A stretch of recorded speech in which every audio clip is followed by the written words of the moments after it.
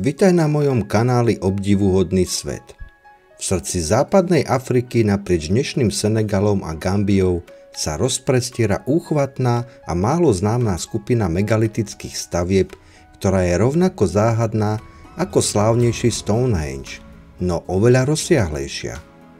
Reč je o kamenných kruhoch Senegambie, záhadnom komplexe viac ako 1000 monolitov usporiadaných do kruhov, ktoré sú roztrúsené na ploche približne 100 x 100 kilometrov.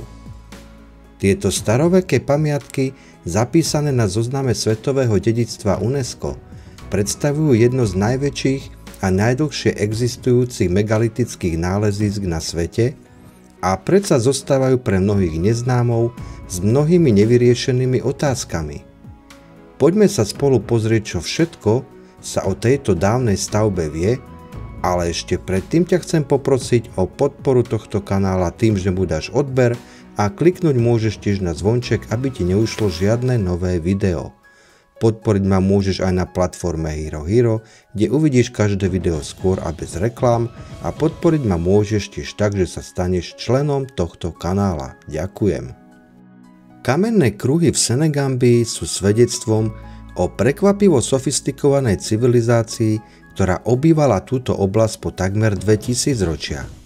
Najstaršie kruhy sa datujú do 3. storočia pred našim letopočtom a najmladšie do 16. storočia nášho letopočtu. To znamená, že po stáročia tu existovala kultúra, ktorá s neuveriteľnou precíznosťou a vytrvalosťou vytvárala tieto obrovské kamenné štruktúry. Koncentrácie kruhov nájdeme v 4 hlavných lokalitách, ako sú Wasu a Kerbat v Gambii, Vanar, Sinenange v Senegale. Každý kruh je jedinečný, ale vo všeobecnosti sa skladá z 8 až 14 monolitických kameňov, ktoré stoja vo vzpriamenej polohe. Tieto kamene sú vytesané z lateritu, špecifického druhu horniny bohatej na železo, a dosahujú výšku až 2,5 metra. Ich hmotnosť sa pohybuje od 1 tony až po neuveriteľných 10 tón. Zaujímavé sú tu tiež dvojité kamene v tvare písmena B, ktoré sa nachádzajú pri niektorých kruhoch a ktorých účel zostáva jednou z mnohých nedoriešených hádaniek. Napriek 10 ročiam archeologického výskumu sú kamenné kruhy Senegambie stále obklopené otázkami, na ktoré nepoznáme jednoznačné odpovede. Aký bol účel týchto stavieb? Hoci sa väčšina archeológov zhoduje, že primárnym účelom týchto kruhov boli pohrebiská, nájdené artefakty a celkové rozloženie naznačuje komplexnejšie rituálne a spoločenské funkcie. Mnohé kruhy obsahujú centrálne pohrebné mohyly, v ktorých boli objavené ľudské pozostatky, keramika, kovové predmety a šperky. Slúžili len na pochovávanie elity alebo celých komunít? Ďalšou otázkou v rade je, ako ich postavili.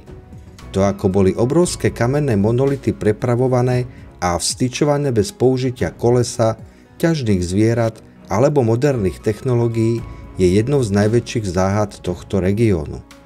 Kamene boli ťažené z lomov vzdialených až desiatky kilometrov.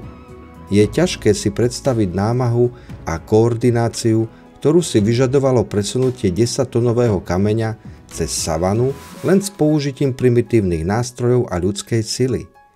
Naznačuje to vysoko organizovanú spoločnosť s hlbokými znalosťami inžinierstva a logistiky. Na stole je tiež otázka, prečo po takmer 2000 ročiach táto impozantná megalitická tradícia náhle zanikla v 16. storočí.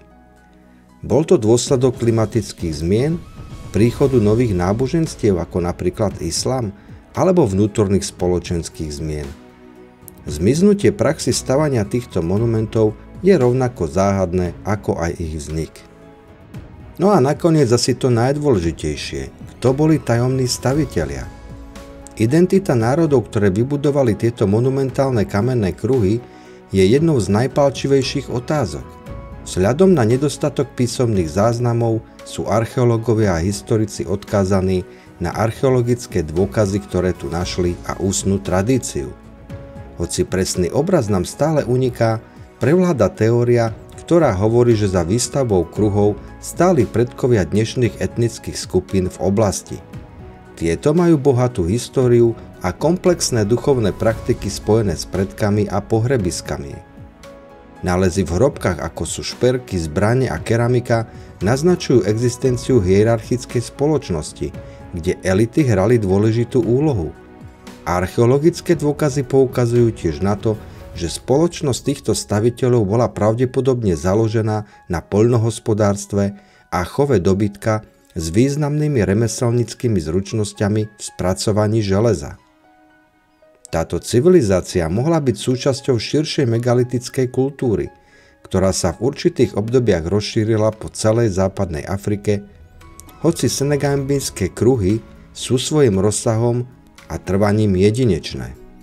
Predpokladá sa, že ich spoločnosť bola dostatočne organizovaná a prosperujúca na to, aby dokázala mobilizovať pracovnú silu a zdroje potrebné na túto masívnu a dlhotrvajúcu stavebnú činnosť. Mohlo ísť o kmeňové federácie alebo nejaké malé kráľovstvá, kde náboženskí vodcovia alebo náčelníci zohrávali kľúčovú úlohu pri organizácii výstavby týchto posvätných miest. Kamenné kruhy Senegambie sú dôležitou pripomienkou bohatej a komplexnej histórie afrického kontinentu, ktorá je žiaľ často prehliadaná. Predstavujú výzvu pre archeológov a historikov, aby odhalili ich tajomstvá a zároveň inšpiráciu pre všetkých, ktorí sa zaujímajú o záhady minulosti a neuveriteľné schopnosti dávnych civilizácií.